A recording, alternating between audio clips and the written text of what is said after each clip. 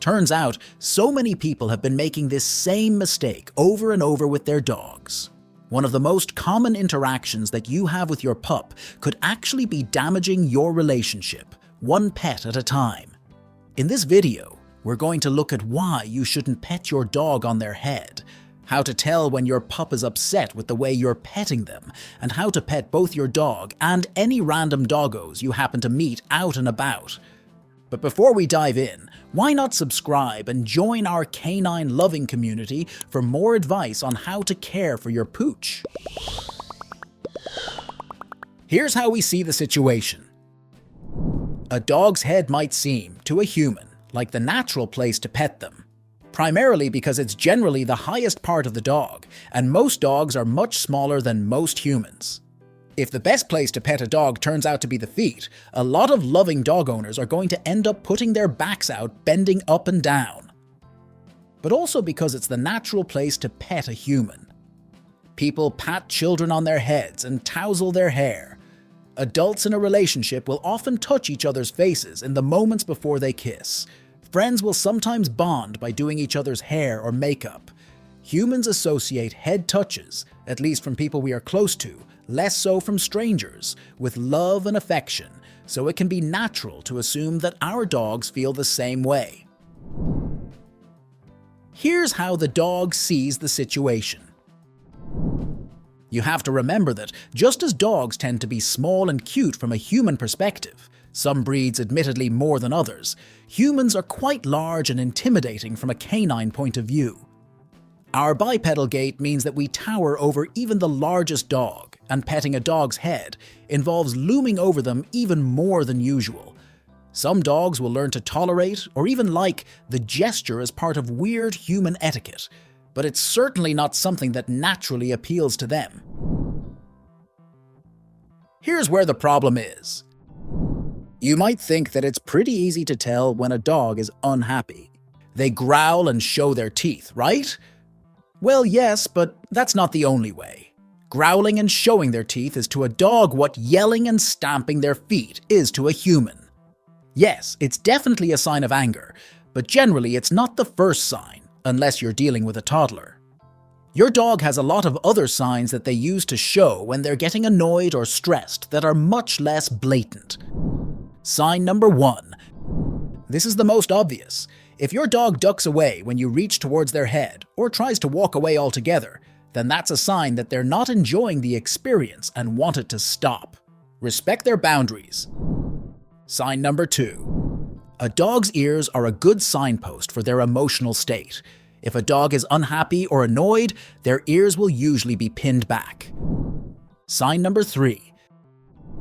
A displacement behavior is a behavior that appears when a person or animal feels like they have to do one thing, but choose to suppress that urge. The classic human example is a little kid shuffling around in their chair because they need to go to the toilet. They feel the urge to go pee, but they want to keep on playing, so they try to ignore it. Hence, the displacement behavior of shuffling. For a dog, displacement behaviors can manifest when a human is doing something that they don't like. They want to move away or try to get the human to stop, but they also want to be a good dog, so they suppress the urge and redirect their excess energy into a displacement behavior. The most common displacement behaviors in dogs are licking their lips and yawning. Sign number 4. You know that adorable thing your dog does where they roll their eyes back or to the side so that you can see a crescent of white peeking out from behind the iris? This is called whale eye or moon eye. Unfortunately, it's a bit less cute than you thought. Whale eye is actually a sign of stress or annoyance in dogs. How should I pet my dog? When petting your dog, first try approaching from the side instead of from the front. Your dog will perceive this as less confrontational, and it will make them feel less like they're being loomed over. Next, start by petting them on their shoulders. Take note of their body language and also how tense they are. If they seem to stiffen under your touch, then they're probably not in the mood for petting. If they relax, it's fine to keep going. Move down your dog's spine, heading for the base of the tail. A lot of dogs love being pet there specifically, and some will even turn around while being pet to encourage their human to go there next. The one exception to the "don't pet on the head" rule is the place right behind the ears. This is hard for a dog to reach themselves and has a lot of nerve endings, so many dogs do enjoy being scratched there. Only do this with a dog you have already bonded with. How should I pet a stranger's dog? First of all, never pet a stranger's dog without permission. You don't know this dog. They might be nervous, they might be reactive. The owner will know whether it's safe to pet them. Also, it's just polite to ask before you pet someone else's dog.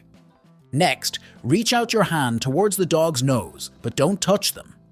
Leave a gap between nose and hand and wait for the dog to close it. If they move away, this means that you should move away as well. The dog does not want you to pet them. If they move closer, however, then they will greet you by sniffing your hand. Dogs can tell all kinds of things about humans and each other from scent, including emotional state. Sniffing your hand gives the dog a general sense of your vibe.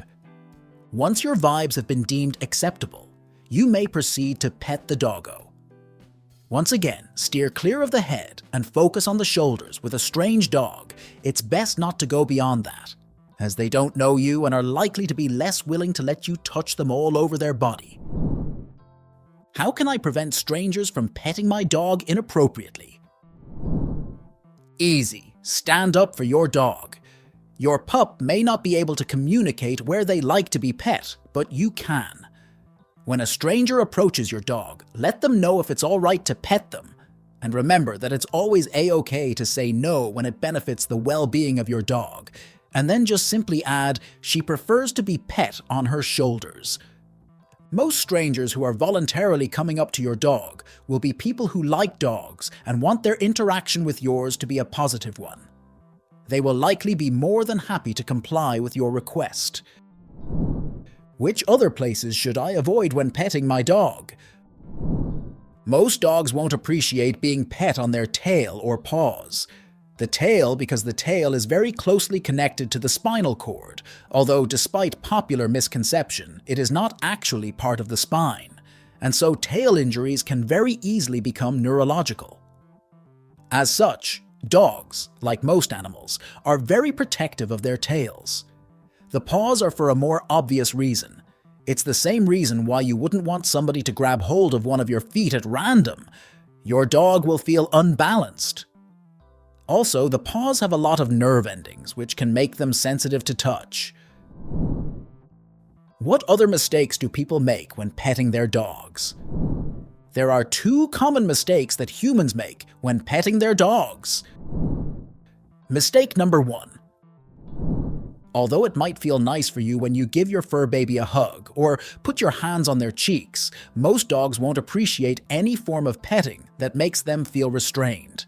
Even if they don't want to move away, it makes them feel better to know that they can if they want to. Mistake number 2. Petting a dog shouldn't go on for long. Experts recommend petting in short bursts, going for a few seconds and then taking at least a few seconds pause to give the dog the chance to back away if they're no longer feeling it. For more insight into the mind of your dog, check out this video to find out how to tell if your dog adores you.